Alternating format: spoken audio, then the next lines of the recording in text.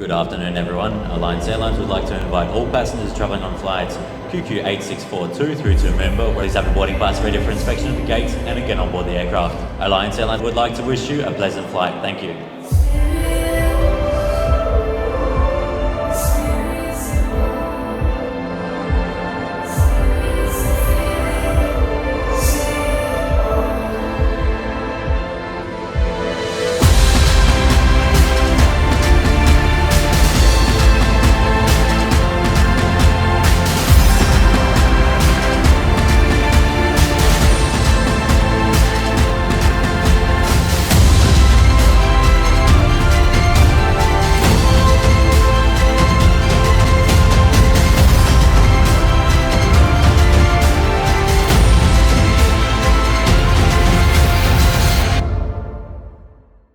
Good afternoon, ladies and gentlemen. As you're enjoying your lovely 2GR entree, I want to welcome all of you here at Moomba. My name is Geralt Feldtsmann and I'll be your MC tonight. And as you can see from my hat, we're maybe in a gas-rich area, but we're big on mining and big on resources. So welcome everybody. Can I please thank Kevin, Gallagher and the Santos team for hosting us. And it's great to see all the blue fluoro shirts in the room tonight. So thank you very much. And can we give a hand to the Santos team for hosting us?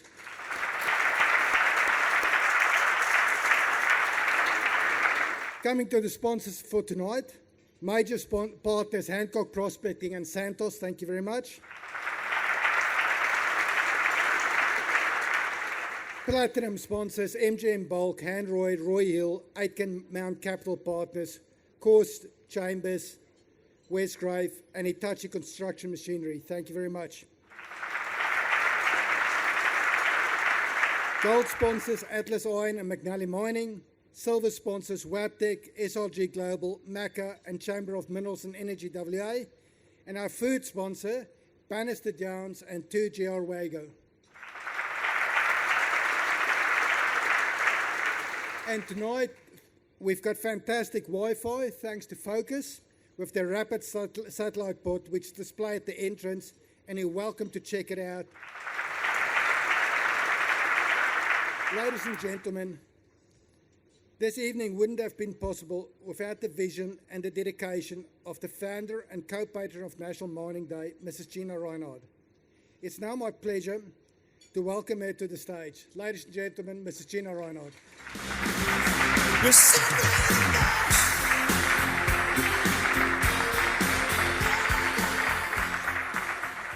Good evening, distinguished guests and friends, and a very warm welcome to National Mining Day, to our terrific host Santos, and everyone present who works in our essential resources industry. And in that I include all related businesses. Thank you to the team at Santos for so warmly welcoming us all to Moomba. The platform we are on was especially built for us by Santos to be able to see their gas plants throughout our gala dinner. And Santos even improved their roads for our pre-dining tour. The flowers on our tables are in beautiful Santos colours. Big thanks, Santos. And of course, huge thanks to our wonderful sponsors. Great to be with you all for our National Day. Shouldn't we really have a national month or two, given our industry's contribution?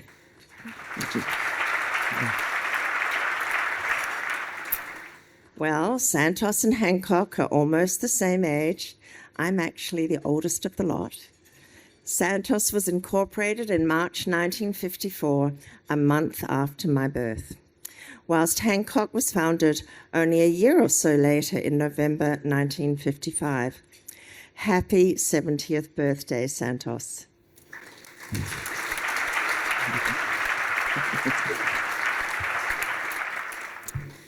You, meaning Santos, have contributed immensely to our country.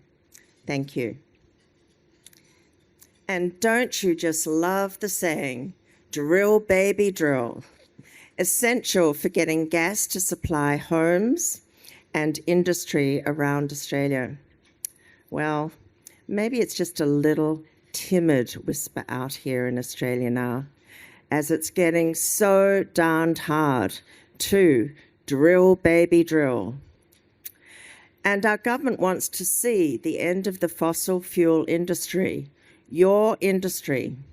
We'll soon hear from CEO Kevin of Santos. Isn't it timely we hold National Mining Day, where gas has been produced and supplied reliably to Australians for more than 50 years? These days, some like to claim that our country can run on sunshine and windmills. By all means, put these on your own properties if you wish, but please stop forcing this on us taxpayers when the wind doesn't always blow and the sun doesn't always make it to your solar panels. Natural gas provides the stability required for sectors where energy unreliability isn't an option. Those who don't want to use gas or other fossil fuels, let them choose not to use, so long as they dispose safely of the toxic solar panels. But please don't make us taxpayers pay for more pollies, bureaucrats and billionaires' luxurious gubfests around the world in aid of banning fossil fuels. This expensive net zero cult...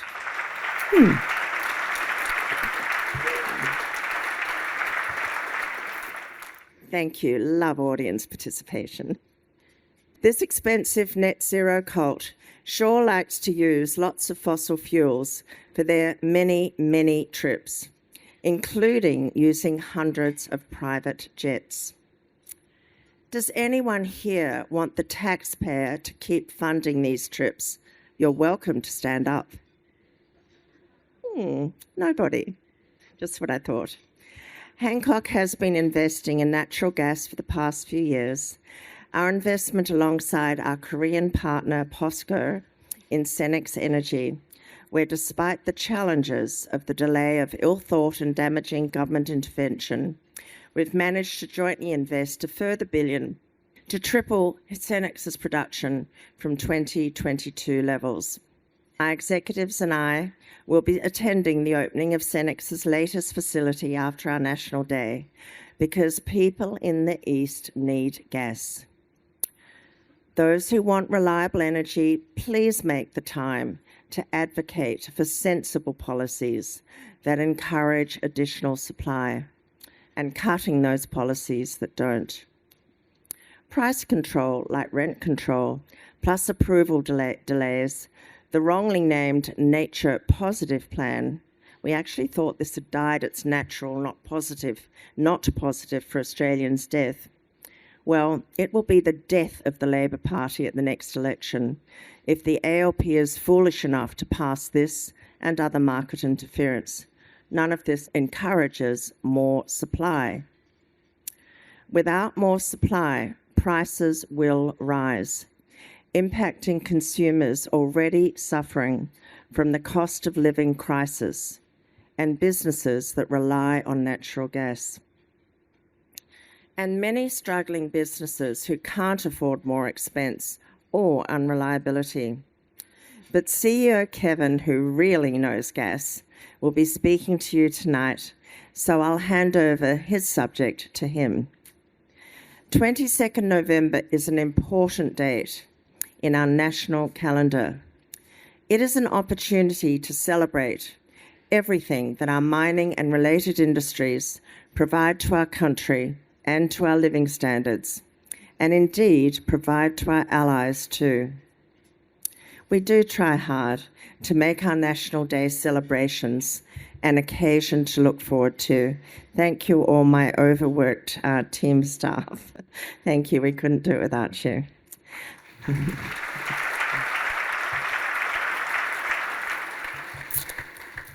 think I've already thanked Santos, but let's do it again. Thank you, Santos.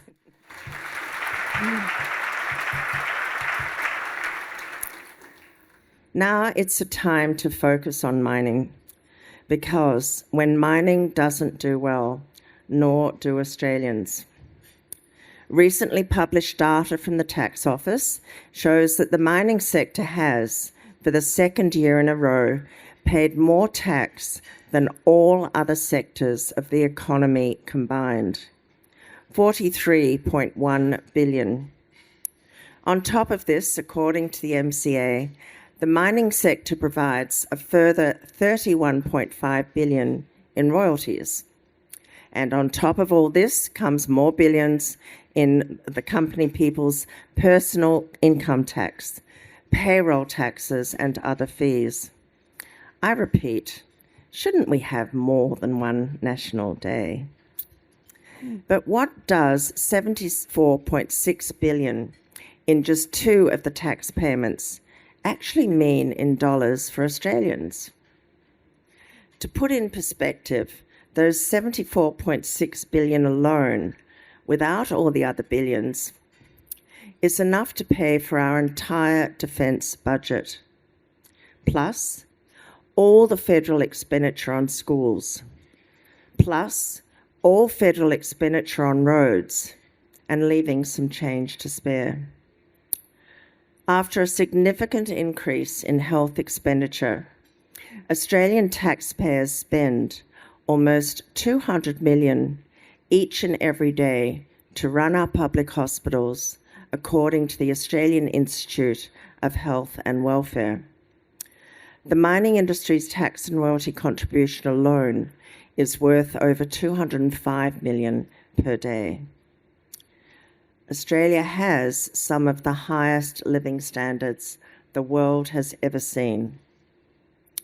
This took massive levels of investment, construction of mega projects, and the work of hundreds of thousands of people employed across our resources sector.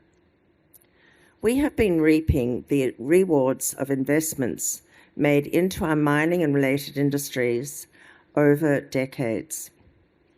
Can we take this success for granted? We have now seen for the last 6 consecutive quarters our living standards measured in GDP per capita falling. This is the longest running decline in our national living standards on record. Record business failures, record and rising national debt, rising inflation, and our cost of living crisis. This is not a time for linos, timidly fiddling around a few edges, careful not to upset the minority noises or rapidly increasing bureaucrats, none of whom will ever vote for the coalition. We need to make Australia great again, don't we?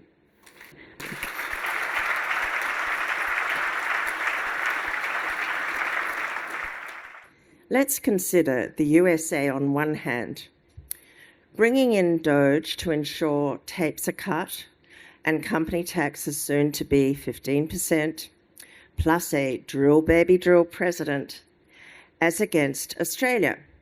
Well, our company tax rate's double that. So far, the coalition has brought in more government tape and regulations than the socialist Whitlam government ever had. Commitment and action to significantly cut is badly needed, not lino words. Capital is already flooding out of Australia. Hence, we need to act fast. Where are the mammoth investments in Australia being made today? Where is the next Roy Hill that is going to pay high wages and contribute billions in taxes and royalties to state and federal governments?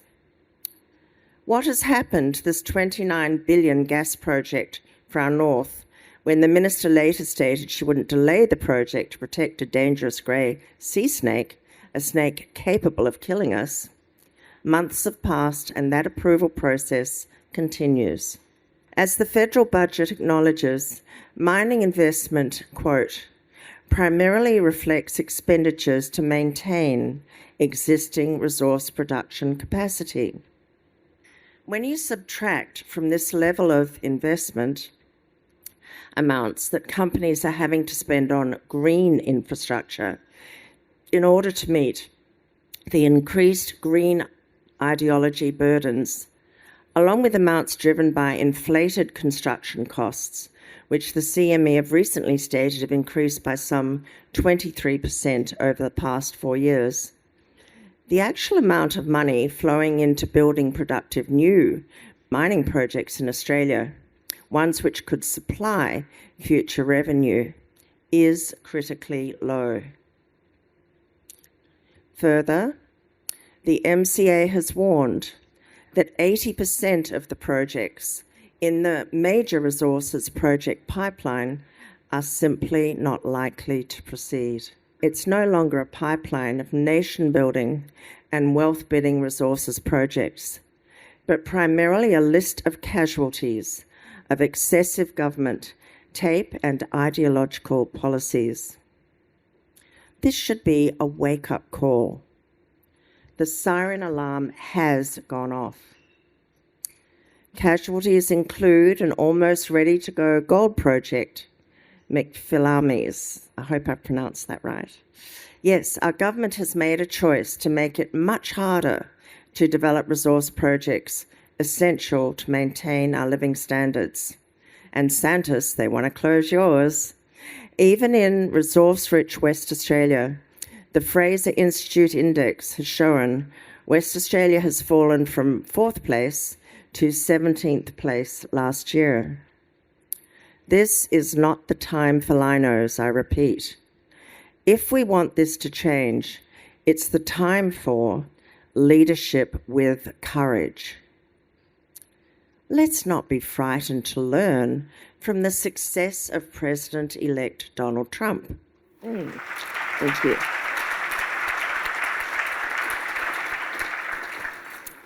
This president-elect surrounds himself with people who already are an outstanding success, so that he can deliver Make America Great Again. So what should we do? As I have repeatedly stated, we need to cut government tape, regulations, government wastage, and tax burdens across Australia. We need a USA-style DOGE, that delivers action, one that helps to return dollars to our pockets and investment back to Australia. Don't be frightened to call for, quote, make our bank accounts great again, close quote.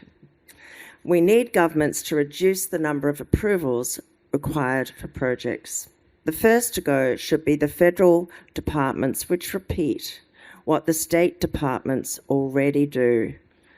Certainly not, oh, well, let's try and just say if they comply with, government, federal departments, then that's okay. That's not what we mean. Lessening the complexity, delays, and expense of both state and federal departments. We need to return to reliable and cheaper energy. Stop taxpayer funding of unreliable green energy and its incredibly expensive infrastructure. Let business decide if they want to invest in green without being forced to do so. We need a return to the up path that I have spoken about. The up path means implementing policies that see our investment, opportunities, and living standards go up. At the moment, unfortunately, our governments are sending us down the down path. We see this with productive investment disappearing overseas, declining living standards over 6 consecutive quarters, record business failures, increased inflation. Is this what the majority of Australians want? We should be watching and learning from the recent announcement now showing on the screen. Great words, aren't they? Following President-elect Trump's tsunami victory, that he will be establishing a Department of Government Efficiency with Elon Musk and fellow billionaire Vivek Ramaswamy, very brilliant chap, both are, leading the change.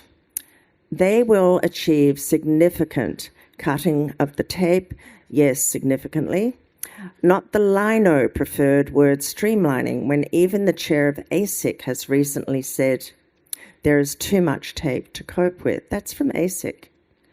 Doge will cut government intrusion, cut government waste, and enable President-elect Trump to cut taxes. You've got to cut the other first before he can properly cut taxes. To enable tax cuts here in Aussie, we need to cut government expenditure and waste. Out with the failed approach, that being let's get the bureaucracy-friendly Treasury to cost tax cuts. Treasury don't want to cut bureaucracy, their club, or recognise that cutting taxes leads to revenue growth, who then advise, quote, we can't afford. Instead, let's decide to cut the government waste, then we can afford.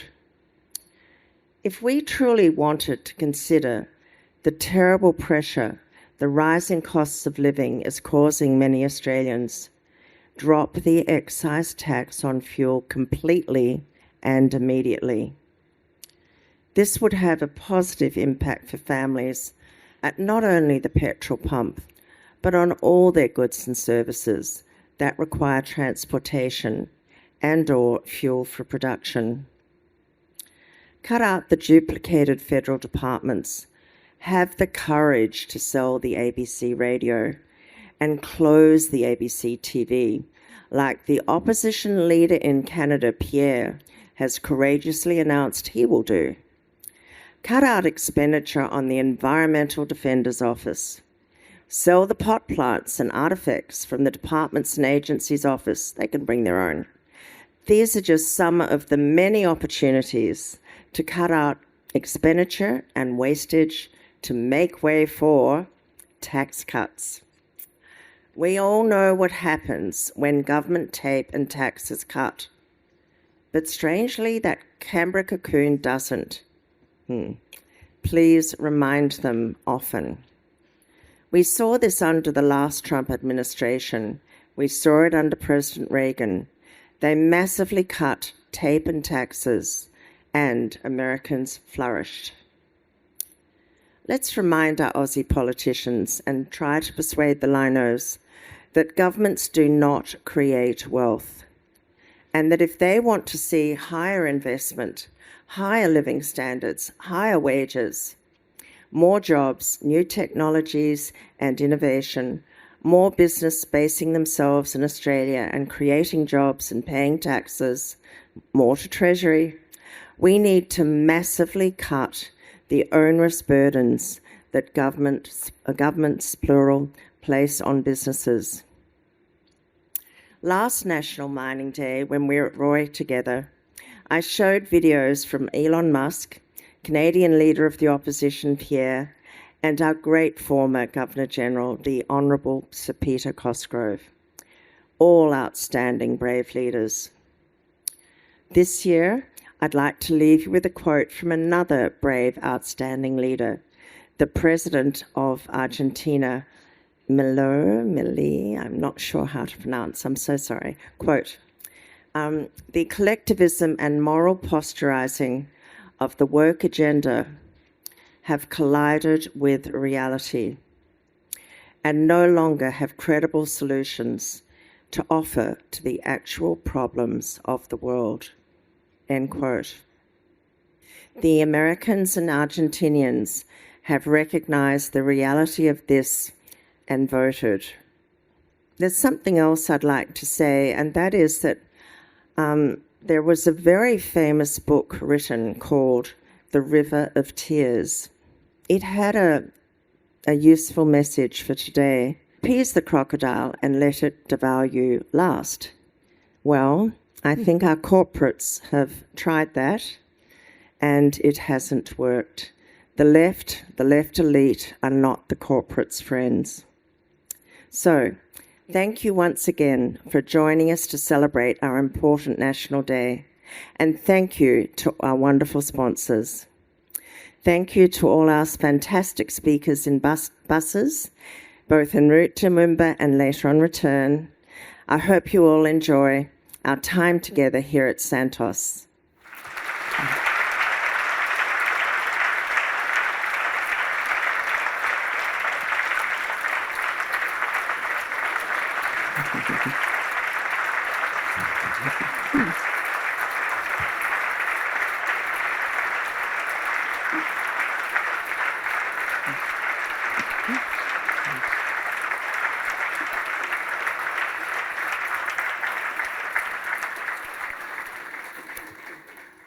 And please never forget, we all need to stand up to make our voices heard and deliver the messages to our government that they have got us on the down path with their current policies.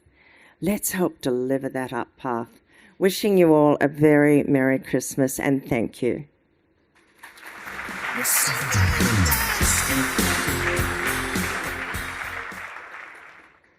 a great privilege to introduce another video to you, that of the Honourable Peter Dutton, who couldn't be with us tonight but wanted to send a message.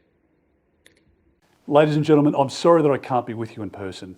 We're sitting in Parliament at the moment, but let me first congratulate Gina Rinehart and Watroba as patrons of this National Mining and Related Industries Day.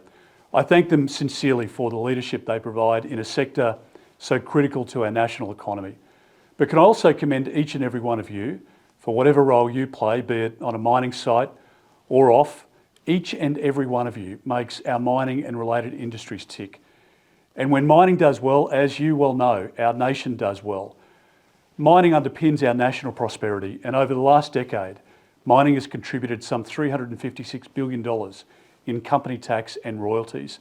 It's something that should be taught to every school child, not just on the West Coast, but more importantly, on the East Coast as well. The funding has gone a long way. It's helped not just health and education, but the NDIS, aged care, and many other national projects, building an upgrade of roads, rail, bridges, and we should all as a country be very grateful to the mining sector for that assistance. It's helped to provide our military with state-of-the-art equipment. Put simply, the revenue generated by mining helps to build Australia, care for Australia, and to defend Australia. And yet this reality is overlooked by the current federal Albanese Labor government. The once pragmatic Labor Party run by Hawke and Keating is gone, and the modern Labor Party under Mr Albanese has turned its back on workers and primary industries across the nation. It's now a party which panders to social and environmental activists, to inner city Green voters, and of course to the big union bosses who want new power in national life. Consequently, this government has pursued a hostile agenda towards mining, and it's sidelined the national interest in the process. Consider the government's environmental policy. They funded activists to wage lawfare to stymie key projects. These activists have targeted offshore LNG projects in the Northern Territory and in Western Australia. And now Regis's $1 billion gold mine in New South Wales is in their crosshairs. The government's also passed new mandatory climate disclosure laws. When they come into effect, businesses will not simply have to account for their own emissions, they'll also have to account for emissions produced along their supply chain, including by small business suppliers. All of that cost is going to be passed on to consumers. The government's also pressing ahead with a green tape agenda. And make no mistake, this agenda is about putting environmental goals ahead of economic ones, rather than striking a balance. The regulatory burdens are going to get even worse. We can expect the government to double down on using Commonwealth environment and cultural heritage laws to stymie even more projects. Already our resource sector presents an unacceptable level of risk to many of our partners. We're seeing investment withdrawn and a flight of capital out of Australia. Consider the government's industry policy too. The Future Made in Australia Fund is simply about this government picking its own winners while sidelining known market winners. The Prime Minister has said not a single government dollar would be invested in gas under his Future Made in Australia plan. And tellingly, between 2022 and 23 alone, almost 60% of our iron ore, coal and gas major projects were delayed, disrupted or put on hold. That has come at a cost of $68 billion of lost investment, and we can't afford that as a country. Consider the government's industrial relations policy too. Multi-employer bargaining was foisted upon coal miners in New South Wales, and we're now seeing a push to reunionise the Pilbara. Roping mining companies into multi-employer bargaining will only cause uncertainty, cost impositions, disruption and risks to investment. Labor's changes risk undoing thousands of successful workplace agreements and agreements which have allowed mining to flourish and workers to receive higher wages. Consider too the government's energy policy. Labor is pressing ahead with a reckless renewables-only plan. It's committed to rolling out weather-dependent energy on an industrial scale. Electricity costs are already skyrocketing, and we know that families can't afford it. Economic analysis released last week reveals that the actual cost of Labor's plan on the East Coast is 5 times more than what it says. That's a $500 billion black hole, and that's a conservative estimate. Households, businesses and industries will be paying for more of that cost at a time when they can least afford it. And over the coming decades, we know that Labor's renewable-only push will have very significant consequences right across the economy. As the cost of electricity goes up, our competitiveness, of course, goes down. So at every turn and in every way, in a short 2.5-year period, the Albanese government is hindering our resource industries. And if they're re-elected, the next 3 years will be even more difficult. Ladies and gentlemen, in recent years and across the world, we've seen multiple examples of parties in government seeking to increase the power of the state. In this desire for greater government control, we've seen agendas which involve the following: more taxation, more spending, more public servants, more regulation, and more interference in the economy. The Albanese government is no exception. Whenever and wherever we see this push for bigger government, it hasn't led to better government. Families are worse off, businesses are going bust, and industries are going backwards. And as we're seeing, many democratic citizens in countries across the world are rejecting this big government push. They're voting for change.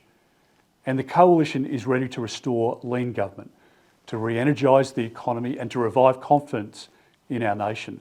We will rein in Labor's reckless spending to make sure that we can lower inflation and alleviate the cost of living crisis.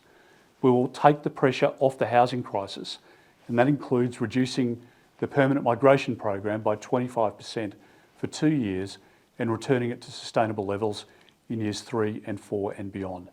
We will get power prices down by ramping up domestic gas production in the more immediate term, and in the longer term, we will have Australia join the growing league of nuclear-powered nations. We must do that to shore up clean, cheap and consistent energy for the future. I also want to unleash the magic of the marketplace. I'm keen to rip up as much red and green tape as possible, and that's essential for our international competitiveness and making our nation a mining and manufacturing powerhouse again. Friends, I make you this promise. A Dutton coalition government will be the best friend the resource sector in Australia will ever have. We will slash project approval times in half by capping assessment timeframes and restricting stop-the-clock provisions. We will accredit states and territories to provide approvals which meet Commonwealth legislation requirements. We will reintroduce geological bioregional assessments in key regions to unlock new projects. We will include gas in the capacity investment scheme, and that will drive investment in recognition of the crucial role that gas plays in our energy mix. We will defund the activist-led Environmental Defenders Office. We will limit the ability of third parties to challenge decisions under the EPBC Act. We will do all these things because I want to turbocharge mining in Australia. I want to build on our strengths in major commodities like iron ore, coal, gas, gold and copper. I want to lean into growing opportunities like critical minerals, rare earths and uranium. Indeed, uranium will be even more important as more nations build zero emissions reactors. I want to see more excavators digging, more gas flowing and more trucks moving, because when they do, mining families benefit and millions of families across the country benefit too. The next federal election will be a simple choice between 3 more years of a Labor government or a Labor minority government with the Greens that will double down on its hostility to mining and hold back our national prosperity. Or electing a new coalition government which knows that getting our country back on track means getting mining moving full steam ahead. I hope that all in your sector have the opportunity to thrive. I really do. We will have your backs, and I hope that you'll have ours as well. Gina, a final word to you. I want to say thank you very much for your friendship, but also the way in which you have championed this industry. The leadership you've provided, you're not only bettering our nation through your philanthropic deeds, but you're also playing a pivotal role in contributing to our national debate. Thank you for speaking up on many issues that are in our country's best interests, be that on tax reform, on bolstering our nation's defence, on having a managed and sustainable migration program, on the need to eliminate government inefficiency and waste, on the importance of eradicating indoctrination from our classrooms, and much, much more besides. It takes courage to speak up on these issues because you, like many of us, become subject to a torrent of abuse from the vocal illiberal left and the keyboard warriors. But I know that it doesn't deter you one inch. Your courage speaks to your patriotism, so thank you for being a patriot. Thank you for voicing concerns which are shared by quiet, patriotic Australians across our great country. Ladies and gentlemen, I join with you in celebrating this National Mining and Related Industries Day. I hope that our best days are ahead of us, and I wish you every success into the future. Thank you very much. Unfortunately, Kevin Gallagher couldn't make it here tonight, but he did send us a brief video message, so I would like to play that video message now. Welcome to National Mining Day, and welcome to Moomba. Thank you, Geralt, and to Mrs. Rinehart, who has been the engine room behind the National Mining Day initiative, and perhaps our country's greatest advocate, not just for the resources sector, but for our agricultural sector, our veterans, our national swimming team, and through her support of iconic Australian brands. I also want to acknowledge distinguished guests, including not one, but 4 federal parliamentarians from Queensland, who are great friends of the resources sector. Senators Susan MacDonald, Matt Canavan and Pauline Hanson, and member for Hinkler, Keith Pitt. I am disappointed I can't be with you all tonight, but I assure you I am joining you in spirit. And I am delighted that Santos is hosting you all today and showing you a part of the world that is very important to us. We're also proud to be hosting you as we mark our 70th anniversary and celebrate a major milestone right here at Moomba, where the company first began its journey. You understand what is involved in bringing a vision to reality, to get projects off the ground, and to bring essential products like natural gas to market. A product that delivers energy 24/7, fires the kilns and furnaces that make our bricks, cement and steel, provides the feedstock to make the fertilizers for our farmers, and the polymers that are the building blocks for all kinds of plastics, clothing fibers and chemicals that we use every day. However, you all know that the business of being in business is getting harder. The costs of compliance are killing our industries, and this needs to be a focus of whoever wins the next election. Every day, our gas marketers at Santos have to meet around 800 compliance and reporting obligations for every single transaction to meet the requirements of 3 separate regulators. And the rules are changing all the time. At the start of 2024, we were working to version 72 of the national gas rules. Today, 1 year later, our gas marketers are working off version 82. We all appreciate that compliance and transparency are important and that our markets need to be well regulated. But the most important thing for competition is that we can get more supply of gas into the market. And that is the one thing our regulators are not focused on. Our Narrabri gas project in New South Wales is a case in point. 100% of the gas from Narrabri will go to the Australian East Coast domestic market, where every regulator is forecasting shortfalls. The EIS for that project was submitted in 2017, and in 2024, the production licenses for the project cannot be granted because of ongoing litigation. An approval is no longer an approval, and this will chase desperately needed investment away from Australia. Back in 2020, the Department of Planning said, and I quote, "During its detailed assessment, the department has found it difficult to reconcile the significant community concerns about the Narrabri gas project with the technical advice from experts that the risk of any significant impacts occurring is generally low and can be controlled using standard engineering practice and imposing strict conditions on Santos. When we took a final investment decision on our multi-billion-dollar Barossa gas project off the Northern Territory in 2021, the approvals were in place and the gas had already been sold to customers in Japan and Korea. But again, we learnt the lesson that an approval is no longer an approval. Drilling was stopped with litigation.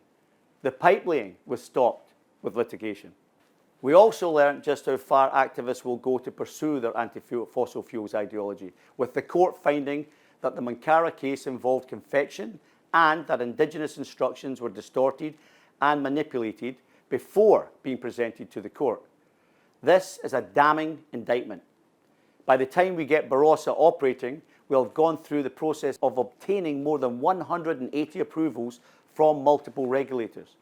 It will have taken more than 6 years to get them, with every environmental plan taking an average of 12 to 13 months to be assessed by the federal offshore regulator, NOPSEMA.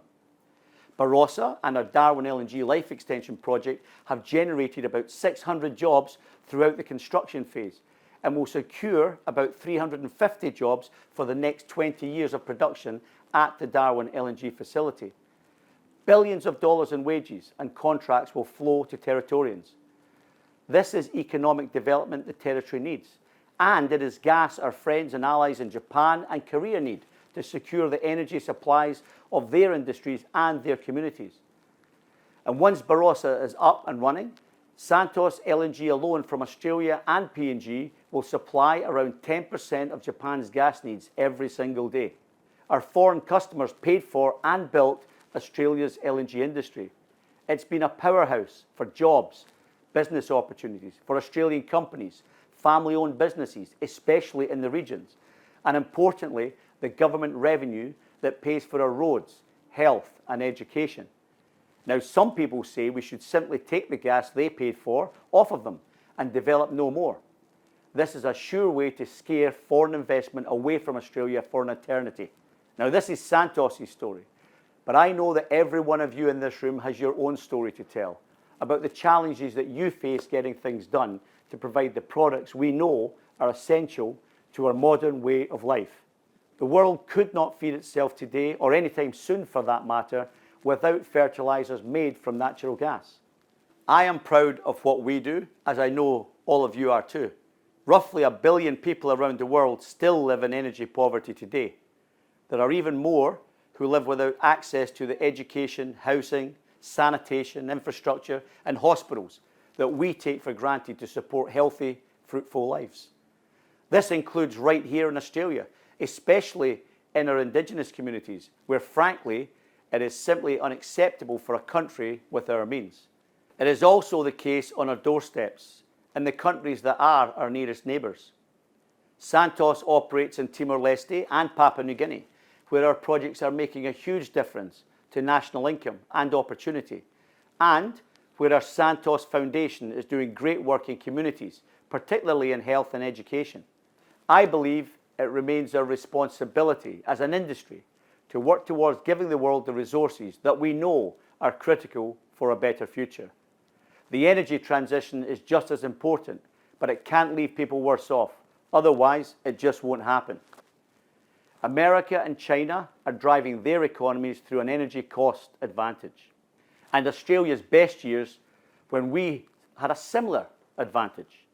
Cutting supply of the gas that is needed for firming electricity, heating, and making things will mean energy prices keep rising. There is no economy in the world that will grow if they have unaffordable energy prices. So tonight, I encourage everyone to celebrate National Mining Day and the enormous contributions of our resources sector to Australia. Our industries have played their leading role in turning Australia into the modern, prosperous country that it is today, and that job is far from done. Gas, mining, and energy has so much more to do, and we should be even more ambitious for the future.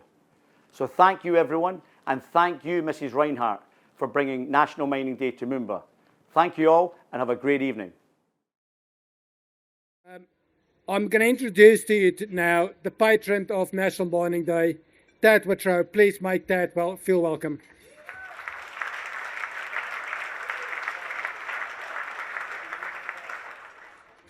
Hello everyone.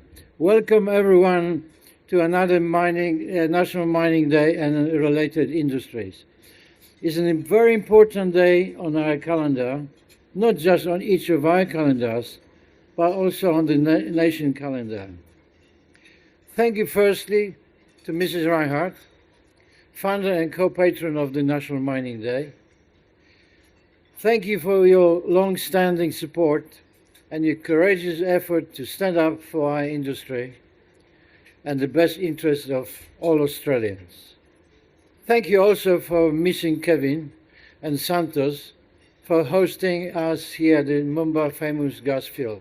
It's great to see actually all the plants, and we've seen it from the aircrafts as well. Mining and its related industry are without any doubt essential to our modern lives. Everything around us, from the food on our plates, to the planes we used to get here, to the cars we drive, hospitals, their medical equipment, and the phones we use in all sorts of ways, rely on the mining industry.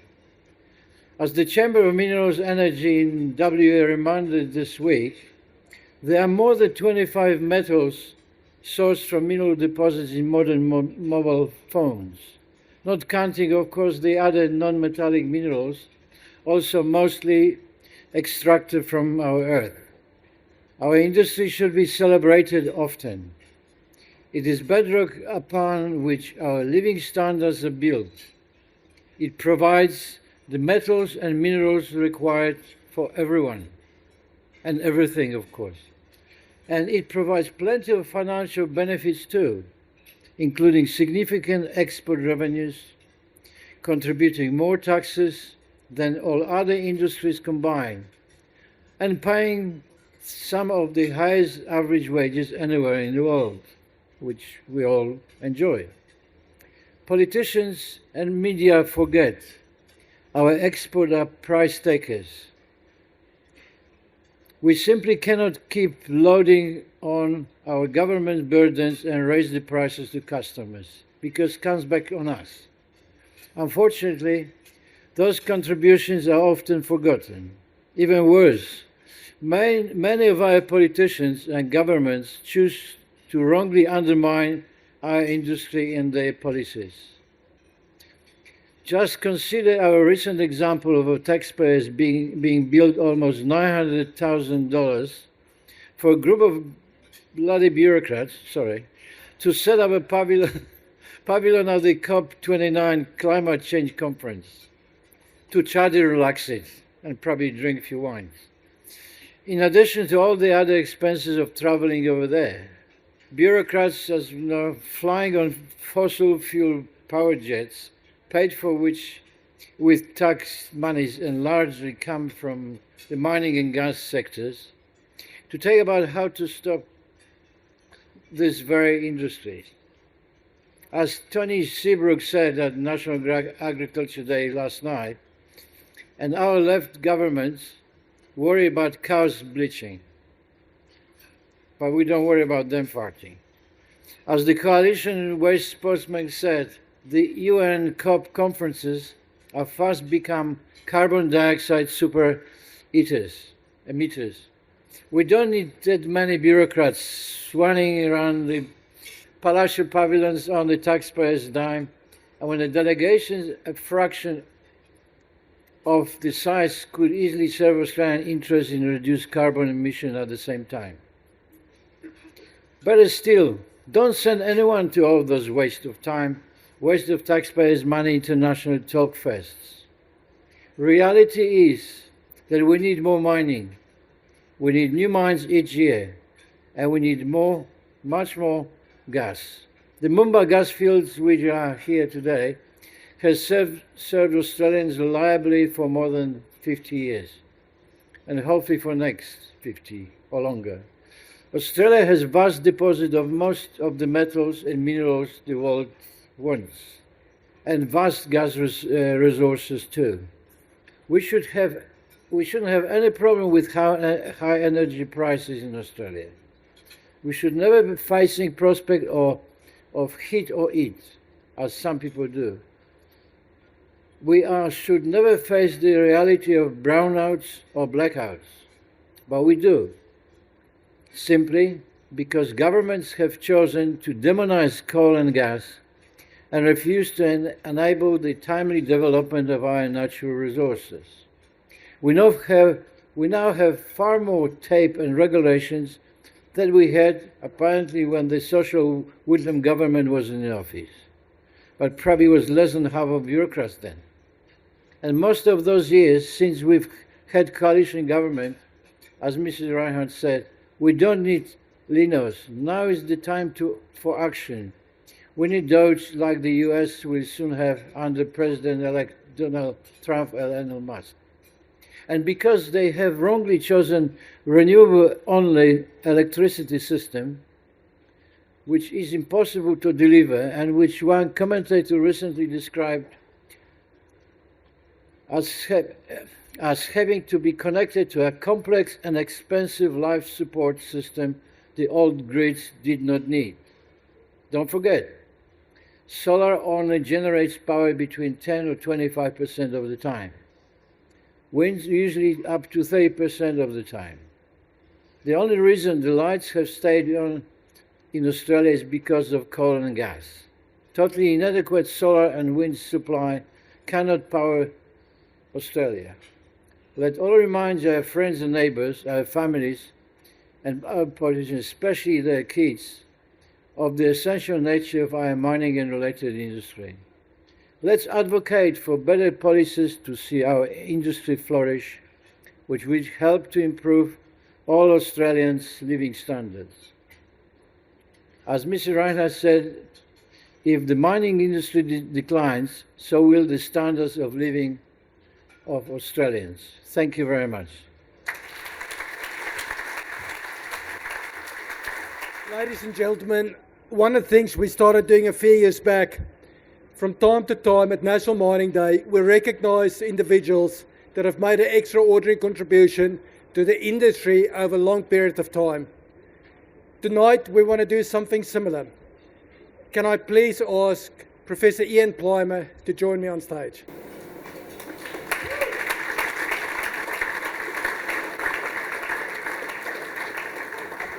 Professor Plimer has endlessly spent a lot of time actually working for the mining industry, developing the mining industry, and trying to grow the mining industry. Professor Plimer, on behalf of all of us in the mining industry, thank you very much and congratulations.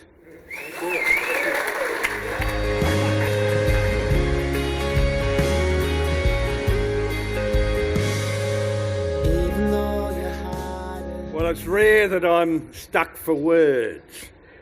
I started in the industry in February 1968 in Broken Hill, started working underground, and I met unionists who would deliberately destroy equipment. And for me, I couldn't get over it. I could not get over how we had people who, as part of their negotiations, would close the mine. It was absolutely incredible.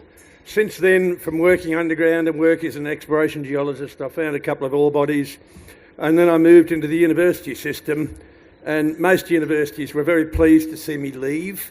And I'd been a professor in various universities for about 30 years. In more recent times, I'd been writing books, and thanks to our Sky people here like Rowan Dean and Rita Panahi and others have given me airtime to talk about the absolute nonsense that we hear about climate change. Climate has always changed. In the past, no climate change was ever driven by carbon dioxide. In the past, we've had up to 1,000 times more carbon dioxide in the atmosphere than now, and what do we have? We had ice ages. Carbon dioxide is plant food. It's not a pollutant. And the more carbon dioxide we put in the air, the better it is. I'm of the girth, and as you can see, Tad's of the girth, where he cannot hug trees any longer. so we feed them with carbon dioxide. It is the gas of life. It is not a pollutant. And so I've been using the past to show that carbon dioxide doesn't drive climate change. What we are doing in building these wind and solar monstrosities is not environmental. It's not for climate. We have opened up a new scam, and this scam is costing us dearly and will continue to cost us dearly. So I thank the organisers for this award. I thank you, Sky and others, for giving me the opportunity to talk common sense in the public. And what we have as a mining community is a huge fight in front of us. We have to be activists. We have to fight stupidity. And our greatest weapon is common sense and the economy. So National Mining and Related Industries Day is a very, very important day to do this, but it's only one of the 365 days of the year that we have to fight for our industry. And great Australians like Mrs. Rinehart, who's the greatest woman this country's ever produced, great Australians are fighting. You have to join in. So thank you.